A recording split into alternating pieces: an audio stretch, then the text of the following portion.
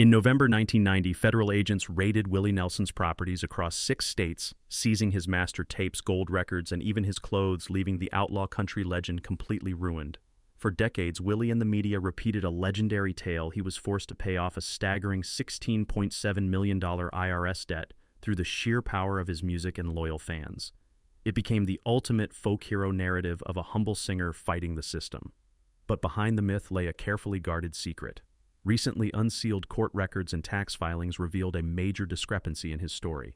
The actual settlement was far lower, and his debt wasn't cleared by album sales at all, leaving fans to wonder what really happened behind closed doors. The morning of November 9, 1990 did not feel like the day an American legend would be stripped down to his socks. Across 6 different states, teams of federal agents from the Internal Revenue Service moved in unison. They were not chasing a cartel or raiding an underground syndicate. They were taking everything owned by Willie Nelson. For years, the red-headed stranger had been the calm, warm-hearted soul of country music. His voice was a national treasure, and his songs were embedded in the American identity. Yet in a single day, the machinery of the United States government descended upon his world with cold precision. IRS officers walked into his properties, unlocked the doors, and started tagging items for public auction. They did not just freeze his bank accounts. They took the physical residue of his entire life. Agents carried out original master tapes containing unreleased recordings, golden records that decorated his walls, private photographs, stage clothes, and furniture. At his famous Pedernales studio in Spicewood, Texas, the creative sanctuary where modern outlaw country was refined, officials placed heavy federal seals across the doors. The music stopped instantly. Among the agents, the atmosphere was strictly business, but the sheer scale of the seizure sent shockwaves through the country. Willie Nelson owed the federal government a staggering $16.7 million in back taxes and penalties. To the IRS, he was simply the largest individual tax debtor in American history at the time. To the public, it was an unfathomable fall from grace. Yet amid the chaos of the multi-state raid, one crucial piece of history managed to slip through the net. As agents approached his Texas property, Willie realized that if they took his instruments, his life as a performing musician was effectively over. One item mattered more than all the real estate and gold records combined: Trigger, his battered signature 1969 Martin N20 nylon string acoustic guitar. Trigger was not just an instrument. With its gaping hole worn through the wood near the sound hole by decades of aggressive picking, it was his voice, his companion, and his livelihood. Before the federal officers could secure the perimeter, Willie quietly arranged for his daughter Lana to rescue the guitar. She wrapped the worn wooden instrument, carried it out under the noses of the authorities, and had it secretly shipped to Hawaii, where it was hidden safely out of reach of federal marshals. Willie would later reflect that as long as he had Trigger, he was still a musician no matter what the government wrote on their seizure slips. When news of the raids hit the television networks and morning newspapers, the nation was stunned. Headlines blared the incredible figure, nearly $17 million. How could a man who filled stadiums, sold tens of millions of records, and headlined "Farm Aid" be completely broke? People watched in disbelief as news cameras showed federal agents inventorying Willie's personal belongings down to his Western boots and custom tour buses. The public saw a national icon reduced to absolute financial ruin in a matter of hours. He was left with no working studio, no savings, no real estate, and virtually no physical possessions. The tax authority had stripped away his past to pay for his present debt. The sheer aggression of the seizure sparked intense debate across the country. Fans were outraged, wondering how a beloved cultural figure could be treated so ruthlessly, while critics argued that even American royalty had to pay their fair share to the taxman. But beyond the public drama lay a stark reality. Willie Nelson was 57 years old, deeply in debt, and stripped of the very tools he needed to earn a living. To understand how a superstar who generated tens of millions of dollars found himself standing in the ruins of his empire, stripped of everything, down to his clean clothes, you have to look past the dramatic raids of November 9th. The story did not begin with a midnight escape by a guitar or an IRS tax warrant. It began years earlier inside quiet, air-conditioned offices where men in expensive suits handed a country singer a pen and assured him they had found a completely legal way to make his taxes disappear. By the late 1970s, Willie Nelson was no longer just a beloved Texas songwriter. He was an unstoppable commercial titan. Hits like Blue Eyes Crying in the Rain and albums like Red-Headed Stranger had catapulted him into mainstream superstardom. Money poured in from sold-out stadium tours, record royalties, and movie roles. But as his income skyrocketed into the millions, so did his tax bracket. In America during that era, top earners faced federal tax rates that could swallow up to 70% of their earnings. Willie was a musician, not an accountant. He trusted the people around him to handle the numbers while he focused on the music. However, trouble had already been brewing quietly in his back office. His former manager had neglected to pay millions in basic taxes owed to the Internal Revenue Service. When Willie discovered the negligence, he fired the manager, immediately determined to clean up his books and handle his finances properly. To ensure he was completely protected, Willie did what any sensible superstar would do. He hired Price Waterhouse, one of the most prestigious accounting and auditing firms in the world. He was looking for safety, stability, and top-tier expertise. Instead, he was walked straight into a legal minefield. The advisors at Price Waterhouse presented Willie with a strategy that seemed like an absolute miracle for high-income earners' tax shelters. These were elaborate investment vehicles ranging from cattle breeding operations and real estate partnerships to exotic leasing schemes. On paper, these ventures generated massive paper losses. Investors could use these losses to offset their huge incomes, effectively wiping out their tax obligations to the federal government. The pitch was simple and persuasive. Why hand 70% of your hard-earned money over to the government when you can legally invest it into these high-yield assets instead? The accountants assured Willie that these shelters were standard corporate practice, bulletproof, and completely approved by tax codes. Trusting the high-powered accountants in expensive suits, Willie signed his name to the investment documents, putting millions of dollars into these shelters throughout the late 1970s and early 1980s. For a few years, everything appeared seamless. The deductions were claimed, his tax bills dropped drastically, and Willie continued to tour the country, convinced his financial legacy was secure. Then came 1984 and the trap slammed shut. The Internal Revenue Service launched a massive nationwide crackdown on aggressive tax shelters, declaring many of them sham transactions designed solely to evade taxes without any real economic substance. In a sudden blow, the IRS retroactively disallowed every single deduction Willie Nelson had claimed through those Price Waterhouse investments over the preceding years. Overnight, the federal government recalculated Willie's tax obligations, demanding the original unpaid tax amounts in full. But the principal debt was only the beginning of the nightmare. Because the tax deductions had been retroactively erased, the IRS tacked on compounding late penalties, failure to pay charges, and daily interest going back years. What started as a manageable debt multiplied like a runaway virus. Every month that passed added thousands of dollars in interest alone. By the late 1980s, the original principal of roughly $6 million had ballooned into an overwhelming mountain of debt. Willie took the accounting firm to court, accusing them of gross negligence and giving terrible advice that ruined him financially. But while lawyers traded sharp briefs in courtrooms, the interest meter at the IRS never stopped running. When Willie's team tried to negotiate down the compound interest, an IRS representative firmly laid down the government's unyielding position. "We don't care who gave you the advice, Willie. The signature on the tax return belongs to you." For 6 long years, Willie's legal team fought an exhausting losing battle in the United States tax court. Appeals were denied, motions were dismissed, and with every passing year, the penalties kept stacking up. Sensational headlines swept through newspapers and television networks, with reports claiming Willie owed an unbelievable $16.7 million and some wild estimates running as high as $32 million. The numbers had grown so absurdly huge that no amount of concert touring could ever hope to clear the balance. By 1991, Willie Nelson was backed into a corner that would have crushed most human beings. The federal government had seized his physical world, his back taxes had compounded into millions, and his legal appeals had hit a complete dead end. Yet instead of declaring personal bankruptcy, which would have discharged most of the tax debt and wiped the slate clean, Willie refused to walk away. He insisted on paying back every single dollar he owed. To break the stalemate, Willie's legal team and representatives from the Internal Revenue Service sat down in a conference room to construct an arrangement that had never been attempted in American legal history: a direct commercial revenue-sharing deal between a federal tax authority and a private recording artist. The plan centered around a double album titled The IRS Tapes Who'll Buy My Memories. The concept was brutally stripped down and raw. Recorded with just Willie's voice and his rescued acoustic guitar trigger, the tracks were intimate, unpolished, and completely honest. It sounded like a man sitting alone in a living room singing for his survival. To sell the record, they bypassed traditional record stores and established a toll-free telephone hotline, 1-800-IRS-TAPE. Advertisements ran across television networks and radio stations nationwide, offering the cassette or CD for $19.95. The terms of the deal were strict and precise. Out of every purchase, $6 went directly to the IRS to pay down his tax debt, $3.25 went to the music distributor, and the remainder covered manufacturing, shipping, and administrative costs. Willie himself did not keep a single cent. When the news broke, national media outlets seized on the story with fascination.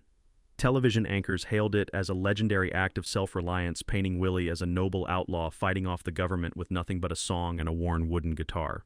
The public rushed to call the 1-800 number, turning the hotline into an overnight pop culture phenomenon. However, behind the dramatic headlines and the narrative of a singer solo funding his debt, the cold financial quantitative data painted a vastly different picture. Despite all the media hype, marketing a major music album through a toll-free television hotline was an operational nightmare.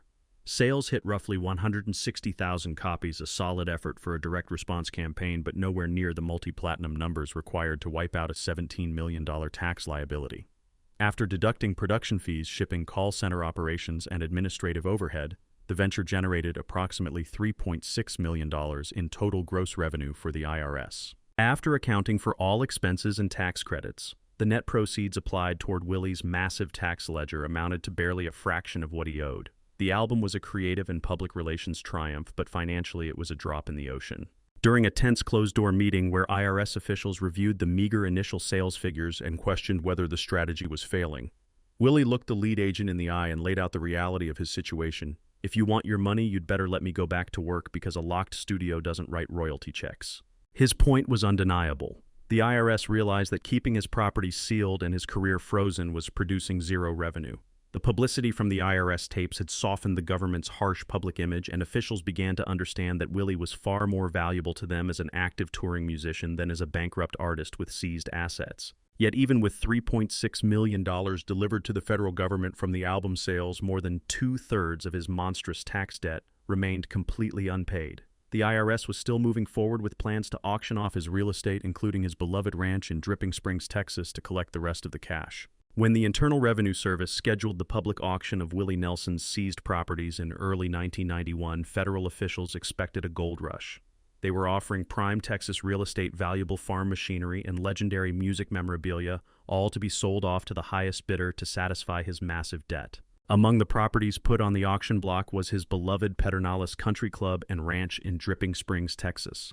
For years, this expanse of hill country had been Willie's sanctuary, his recording base, and the social gathering point for friends, musicians, and local ranchers. To the government agents holding the gavel, it was simply a high-value asset waiting to be liquidated. However, the authorities severely miscalculated the deep cultural roots Willie had planted across rural America. Back in 1985, when family farmers across the United States were losing their land to bank foreclosures, Willie co-founded Farm Aid, a massive benefit concert that raised tens of millions of dollars to keep agricultural families afloat. Farmers across Texas and the Midwest had never forgotten who stood up for them during their darkest financial hours.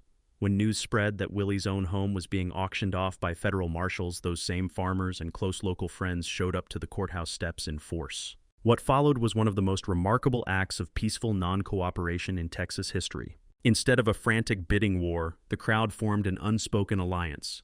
Commercial real estate developers who showed up hoping to snap up cheap property found themselves surrounded by solemn, tight-lipped farmers and loyal fans. Nobody raised a hand. Outside, bidders were quietly advised that taking Willie's land out from under him would not make them very popular in Travis County. When auctioning off personal items, the atmosphere was equally unified. Friends bought gold records, vintage boots, and stage costumes for pocket change, openly announcing that they were holding the items in safe custody until Willie could take them back. The defining moment came during the bidding for the primary property in Dripping Springs. As the federal auctioneer called out for opening bids, a longtime friend and supporter named Wayne White stepped forward. With virtually no competing bids from the crowd, White purchased the entire ranch for a fraction of its market value. When a baffled federal agent approached White after the paperwork was signed to ask what a private buyer planned to do with such a massive property, White didn't hesitate. Looking the agent in the eye, he delivered a sharp, uncompromising response. "I'm keeping it safe. Willie can live here as long as he wants, and when he's ready, he can buy it back for $1. True to their word, his friends formed a holding trust. They rented the land back to Willie for nominal fees, ensuring he never had to pack his bags or vacate his home. The local community had successfully turned a federal foreclosure into a display of absolute solidarity, completely neutralizing the government's attempt to strip Willie of his physical shelter. Thanks to the loyalty of those he had helped years earlier, Willie Nelson still had his home, his recording tools, and his dignity. But while the warmth of fan devotion could keep federal agents off his front porch, it could not erase the cold mathematical reality recorded in the federal court dockets. Under United States law, an auction that brings in low bids leaves the remaining debt balance fully intact. As 1992 drew to a close, millions of dollars were still officially owed to the Internal Revenue Service. Then in February 1993, Willie Nelson suddenly announced to the public that his long nightmare was finally over. His debt to the IRS had been completely settled and paid in full. The media celebrated it as a triumphant miracle, attributing the resolution to the revenue from the IRS tapes and the stubborn grit of a country music legend. Yet buried deep within confidential court filings, legal archives, and financial settlement records lay a very different truth. The money that finally closed the book on the biggest tax case in music history didn't come from record sales or fan donations. It came from a massive, high-stakes legal showdown behind closed doors. For decades, the public believed a simple, inspiring story. An American cultural legend crushed under a massive $16.7 million tax debt, or $32 million by some headlines, pulled himself out of financial ruin using nothing but his voice, his trusty acoustic guitar trigger, and relentless touring. It was the ultimate story of self-reliance recorded in pop culture history as a victory won by sweat and song. Yet inside the sealed court dockets, tax filings, and legal records of the United States Tax Court, the quantitative truth told a completely different story. While the media focused on sales of the IRS tapes, Willie's legal team was quietly executing an aggressive litigation strategy inside federal courtrooms. They were not fighting the IRS over whether taxes were owed. They were going after the source of the catastrophe, Price Waterhouse, the giant accounting firm that had pushed Willie into illegal tax shelters in the late 1970s and 1980s.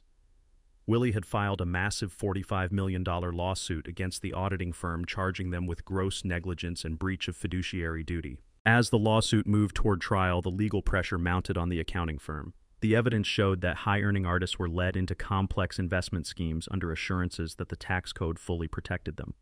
Facing the prospect of a public trial, Price Waterhouse chose to settle out of court. The financial settlement reached between Willie Nelson and Price Waterhouse was huge, yet strictly confidential. While the exact figure remained hidden behind non-disclosure agreements, legal filings and tax court archives indicate that the firm paid out millions to resolve the claim. Armed with this massive influx of cash, Willie's attorneys went back to the federal government to close the case once and for all. They sat down before U.S. Tax Court Judge Mary Ann Cohen to negotiate a final resolution. The IRS knew that forcing Willie into bankruptcy would net them almost nothing, while continuing to pursue tens of millions in runaway penalties made little sense. Judge Cohen approved a final settlement agreement that drastically reduced the total obligation. The government agreed to settle the entire tax bill for approximately $9 million a total. That included the cash value of the real estate and personal assets seized back in 1990. When the final documents were laid out on the table for signature, closing out the single biggest celebrity tax battle in American history, an attorney looked at the final tally and made a sharp observation to the room. The public thinks an album paid off this debt, but the accounting firm just wrote the check that set Willie free. The cold numbers revealed the real breakdown. Out of the final settlement amount, the IRS tapes project contributed only a small percentage after expenses. The overwhelming bulk of the actual cash paid to clear his ledger with the United States Treasury came directly from the confidential payout delivered by Price Waterhouse. In February 1993, when Willie Nelson announced that his debt to the IRS was fully settled, the story of the $16.7 million debt cleared by an album was already etched in stone. The media embraced the romantic outlaw narrative. The public wanted to believe that music had conquered the federal government, and neither Willie nor his team had any reason to correct the record. By framing the tax catastrophe not as a disastrous accounting error, but as a heroic battle between a country singer and a cold federal bureau, Willie transformed a potential career-ending scandal into a legendary triumph.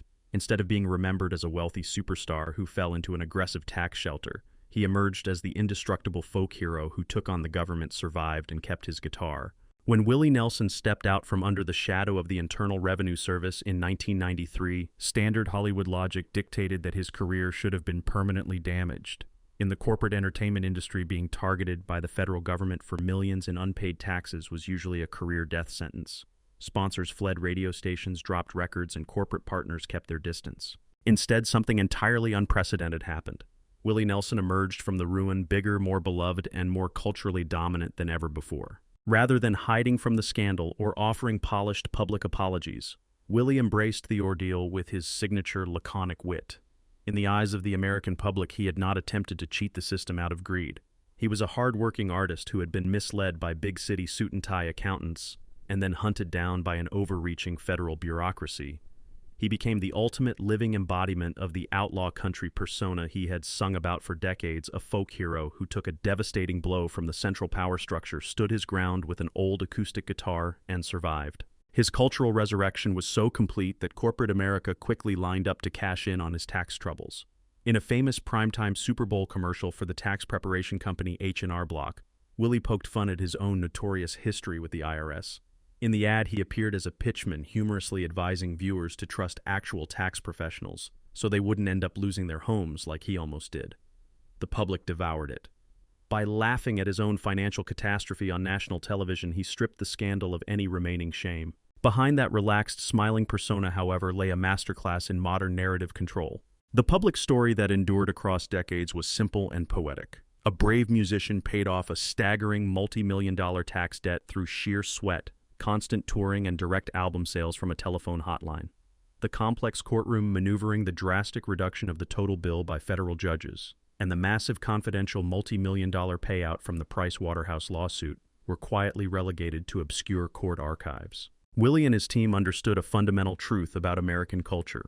People do not remember complicated legal settlements, non-disclosure agreements, or corporate accounting payouts. They remember stories of courage, loyalty, and redemption. Years after the settlement, when a reporter pressed him on how it felt to go toe-to-toe with the entire financial enforcement arm of the United States government and walk away with his guitar intact, Willie smiled gently and summarized the ordeal with sharp, effortless humor. "There are worse things than losing everything you own. At least I don't have to worry about what to do with all that stuff anymore."